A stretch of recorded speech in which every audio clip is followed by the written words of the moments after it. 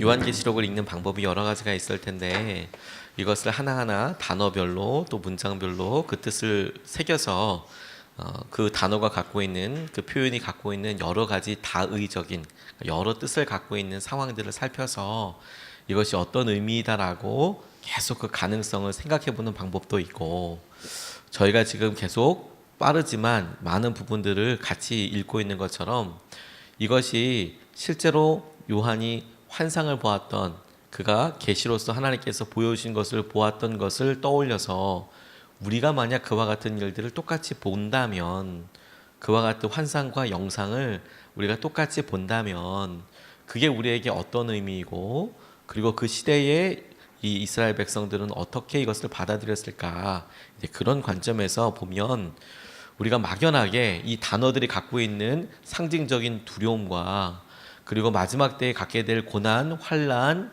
그것이 의미하는 의미가 그냥 고난 자체로서가 아니라 하나님께서 무언가를 이야기하시려고 하는 그런 분위기와 소망을 우리가 볼 수 있겠다, 계속 질문을 그렇게 하고 있습니다. 그래서 요한계시록이 4가지 환상으로 이루어져 있는데, 첫 번째 환상 부분은 소아시아 7교회로 보내는 편지들이 이루어져 있는 부분과, 두 번째 우리가 지금 읽고 묵상하고 있는 부분은 요한계시록의 거의 대부분을 차지하고 있는 긴 환상으로서 3단계로 이루어져 있는 환상들이 이어져 있다고 말씀드렸습니다. 첫 번째 환상이 하나님께서 마지막 때에 있을 일을 적을 두루마리를 예수님에게 주셨는데, 그 두루마리가 7개의 봉인으로 닫혀져 있는데 그걸 뗄 때마다 있었던 엄청난 그런 일들에 대해서 하나씩 뗄 때마다 그런 일이 있었다라고 하는 7봉인의 환상과, 두 번째 이제 오늘 우리가 묵상하게 되는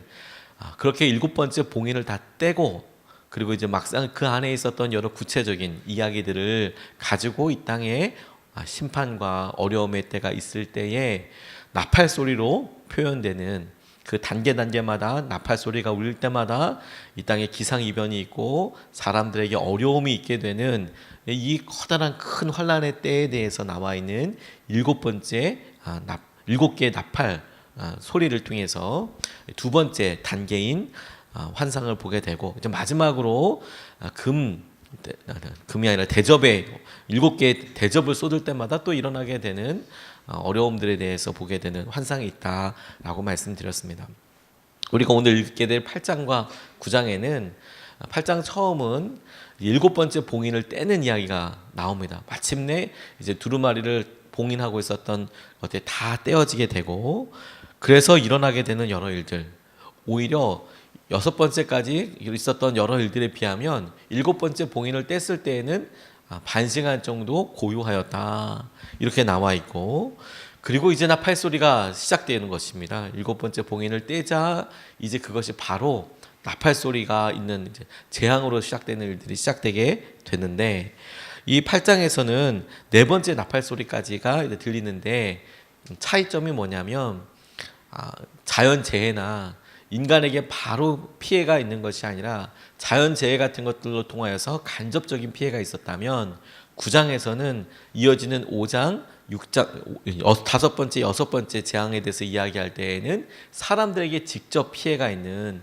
그런 엄청난 재앙이 있을 것이다, 이렇게 8장, 9장에 소개되어 있습니다. 그리고 9번째 나팔 소리는 10장 이후에 넘어가서 또 우리가 6장 6번째 봉인을 떼고 난 다음에 있었던 공백기간처럼 자세한 설명이 막간이 있었던 여러 설명처럼 6번째 나팔 소리 이후에도 똑같은 구조로 7번째 나팔 소리가 갖게 되는 무게감과 의미에 대해서 이제 소개하는 글이 이제 우리 내일 같이 보게 될 겁니다. 이 말씀을 통해서 하나님께서 우리에게 오늘 도전하시고 붙잡도록 하시는 것의 첫 번째 것은, 중요한 순간에는 늘 기도가 있었다는 것을 우리가 같이 붙잡고 기도하고 싶습니다. 3절, 4절, 5절 말씀을 보면, 금향료를 들고 제단에 섰습니다. 그는 모든 성도의 기도에 향을 더해서 보좌 앞 금 제단에 드리려고 많은 향을 받았습니다. 그래서 향의 연기가 성도들의 기도와 함께 천사의 손으로부터 하나님 앞으로 올라갔습니다. 그 뒤에 그 천사가 향로를 가져다가 거기에 제단 불을 가득 채워서 땅에 던지니 천둥과 요란한 소리와 번개와 지진이 일어났습니다. 이렇게 이야기하고 있습니다. 두루마리를 봉하고 있었던 7개의 봉인이 떼기 전에 주님께서 그 두루마리를 받으셨을 때 있었던 굉장히 놀라운 일이 무엇이었냐면 네 생물과 24 장로들이 각각 검은 고와 그리고 기도가 담겨져 있는 금 향로를 가지고 와서 주님 앞에 이렇게 드리는 장면이 나옵니다. 예배를 드리는 장면처럼 이제 봉인을 하나씩 떼게 될 때에 성도들의 기도가 모아져서 그 기도가 중요한 변화에 있어서 꼭 필요한 제물이자 통과해야 될 마치 열쇠처럼 그렇게 소개되고 있는데, 나팔 재앙으로 넘어가게 될 때 나팔을 불어야 될 바로 이 시점에도 똑같은 장면이 이어나게 된다는 겁니다. 성도들의 기도가 다시 하나님 앞에 드려지게 되고 예수님께 드려지게 되고, 그리고 그 기도가 이제는 첫 번째 봉인을 뗄 때 기도가 모여져서 하나님 앞에 흠양되었던 것과는 더 깊이 더 놀랍게 이것이 천사들의 손에서 하나님 앞으로 올라가서 하나님께서 그것을 받으시고, 그리고 그 기도가 담겨있던 그릇을 세상에다 던지니까 이것이 우레와 지진이 되어서 나팔 소리로 인하여서 임하게 될 큰 환란의 시작점이 되게 되는 것, 이것이 우리에게 의미하고 상징하는 바는 성도들의 기도가 하나님께서 무언가 굉장히 중요한 일과 그 일에 대해서 우리 모두가 알 수 있을 만큼의 일이 일어나게 될 때에 중요한 통로가 되게 하신다는 거예요. 우리의 기도와 우리가 하나님 앞에 간구했던 것들이 하나님께서 주시는 은혜이자 하나님께서 이 땅에 일으키실 여러 일들의 열쇠처럼 중요한 요소처럼 꼭 들어가게 될 일이라는 것입니다. 오늘 우리가 드리는 기도가 그렇다라는 것입니다. 나라를 위해서 기도할 때 나라를 위해서 기도하고 우리 민족을 위해서 기도하고, 그리고 한때는 우리나라에 여러 안 좋은 소문이 있어서 전쟁이 일어날지도 모른다, 이런 일들이 몇 년 전에 우리나라에 있었습니다. 남북 관계가 어려워지고 세계적인 여러 정황들을 봤을 때 전쟁이 일어날 수도 있겠다라는 그런 막 이야기들이 공공연하게 뉴스나 이런데 뭐 사람들이 나오고, 그냥 단순하게 가십거리로 그냥 재밌거리를 읽은 게 아니라 진짜 마음속에 그럴 수도 있겠다 이런 생각이 들 때가 있었죠. 그래서 나라와 민족을 이렇게 기도하고 우리 아이들, 그리고 이 땅에 전쟁이 일어났을 때 여성들이나 또 장애인들이나, 그리고 저 스스로도 그렇고 그렇게 되질 않게 원하면서 굉장히 기도하게 될 때 제 마음속에 우리나라의 현실에 있는 어떤 죄악과 어려움들을 보면 도무지 주님, 이거 어떻게 우리나라 사람들이 이런 일들이 있고 하나님 앞에 깨어있지 않은데 어떻게 해야 하나요? 이런 생각이 들 만큼 안타깝다가 하나님이 기도하는데 제게 퍼뜩 들게 해주셨던 장면들이 있었습니다. 제가 어렸을 때만 해도 저희 부모님들이 산기도 많이 다니셨거든요. 산에 기도 다니시고 겨울에도 산에 기도 많이 다니셨습니다. 그래서 김장 비닐 같은 거 들고 가시고, 그리고 그냥 그 돗자리도 그냥 뭐 돗자리, 야외용 돗자리에 김장 비닐 들고 가시고, 그리고 후레쉬 하나 딱 들고 가셔서 밤새도록 그렇게 기도하시고 그러셨습니다. 통금 입고 그럴 때 그렇게 기도하셨었거든요. 근데 저도 그때 부모님 따라서 집에 혼자 있을 수가 없으니까 어렸을 때 끌려다니곤 했었는데, 산에 이렇게 보면 저희 부모님들만 기도하러 온 것이 아니고 당시에 산에 봉우리마다 높은 곳들마다 기도하는 사람들이 진짜 많았습니다. 나라를 위해서 기도하고 그렇게 기도하여서 밤새도록 밤을 새우는 사람들이 정말 많았습니다. 그 생각이 떠오르는 겁니다. 그리고 비단 그게 70년대, 80년대, 90년대 초반에 이런 일이 있었던 게 아니고 우리나라가 정말로 어려웠던 일제시대 때나 우리나라에 처음으로 복음이 들어왔을 때에 똑같은 기도들이 드려지게 하셨다는 것을 생각나게 해주셨어요.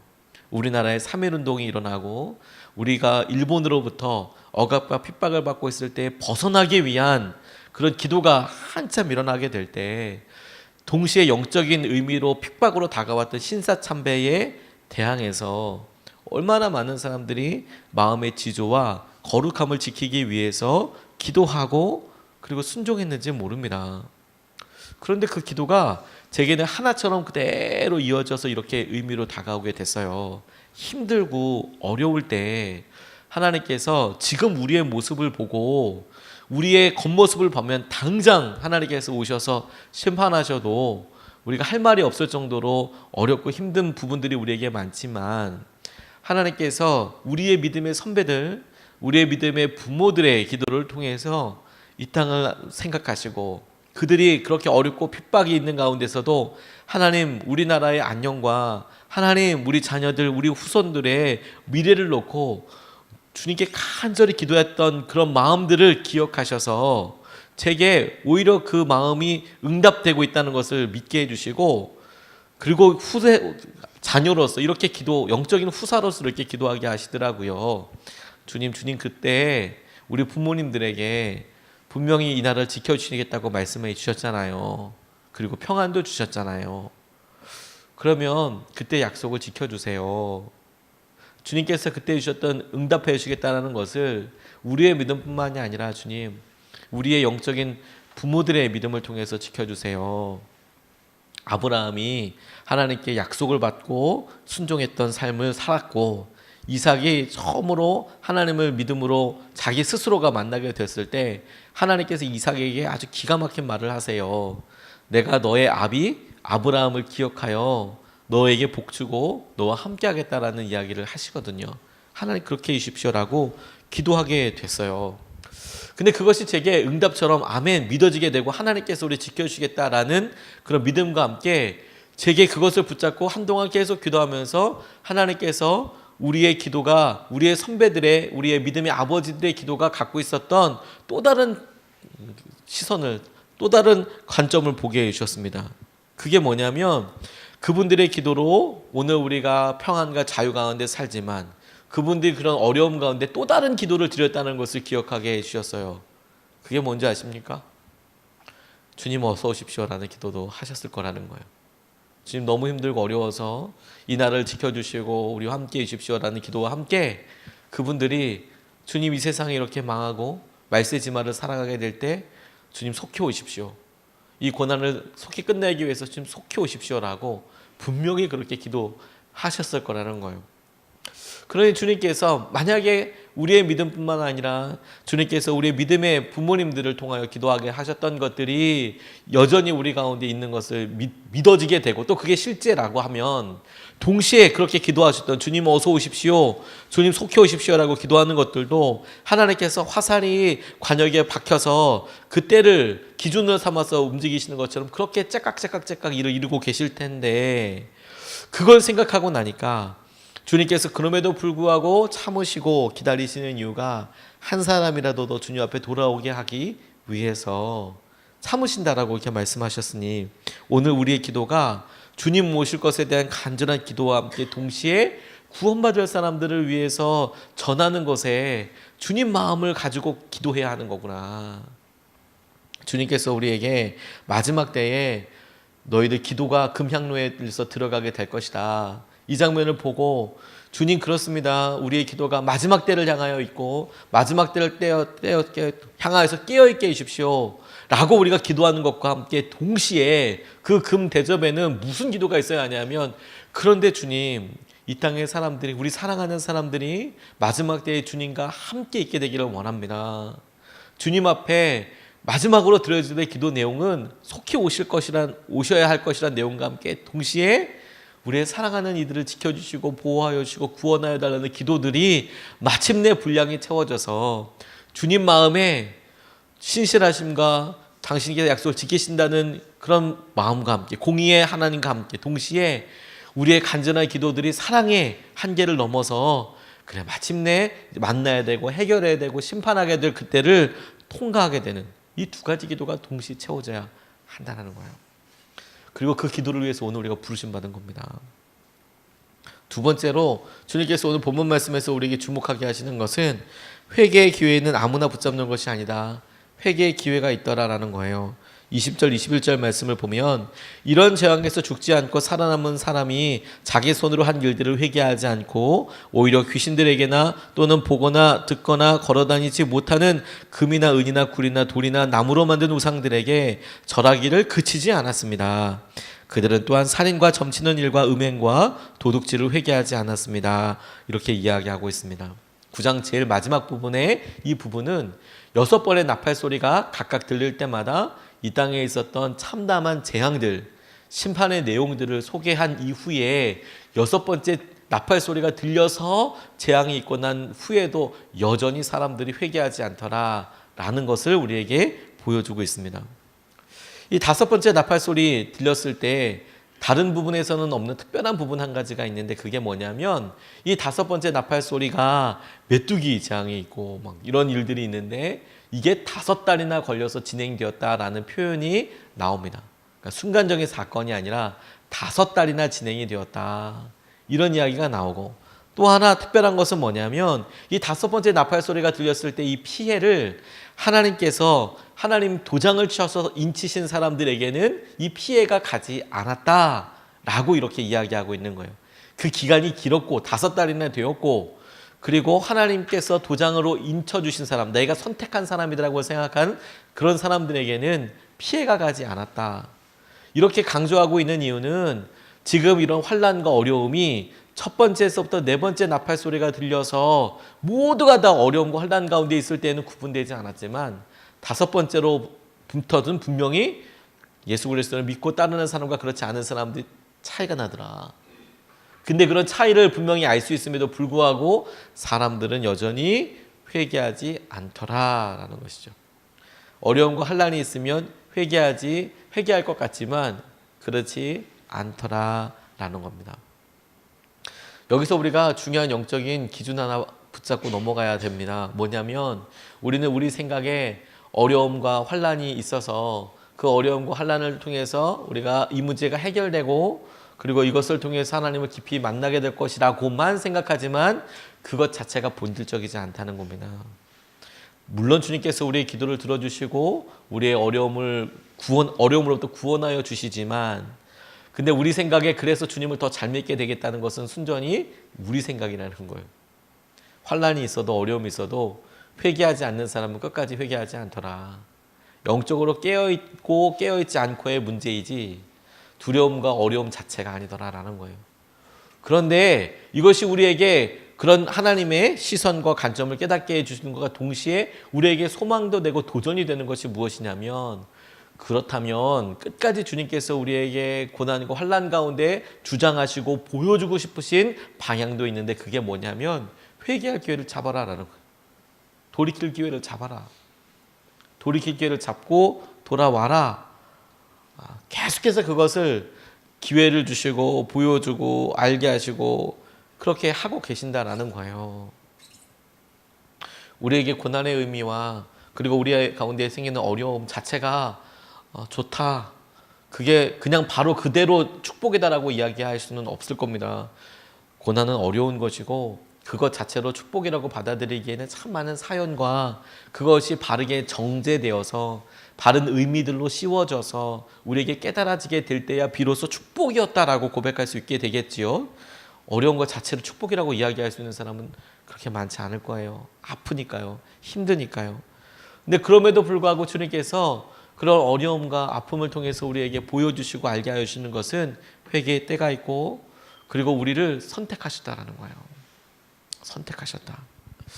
마지막까지 심판이 있어도 회개하지 않는 사람들 통해서 우리가 지금 주님 앞에 회개하고 돌아오고 예배하고 있는 것들이 단순하게 우리의 습관과 우리의 바람대로 와 있는 것이 아니라 우리가 하나님께서 도장을 찍어주셔서 이렇게 하고 있는 거구나.